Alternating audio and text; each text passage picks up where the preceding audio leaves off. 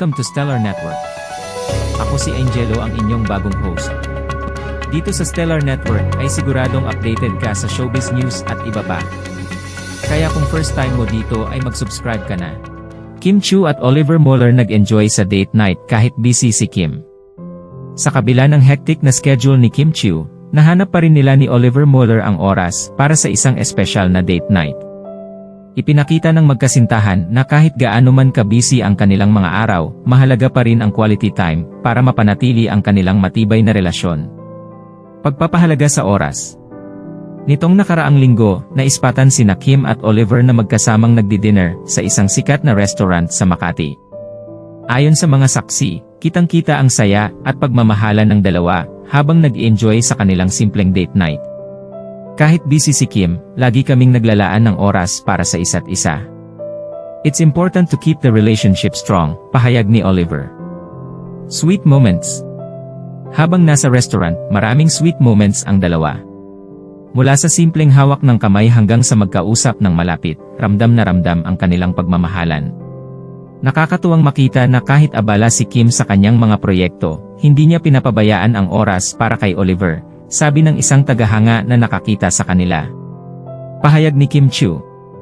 Sa isang panayam, sinabi ni Kim na mahalaga para sa kanila ang magkaroon ng quality time. Busy man ako sa trabaho, lagi kong sinisigurong may oras kami ni Oliver para sa isa't isa. It's all about balance and making time for the people you love, ani ni Kim. Suporta ni Oliver.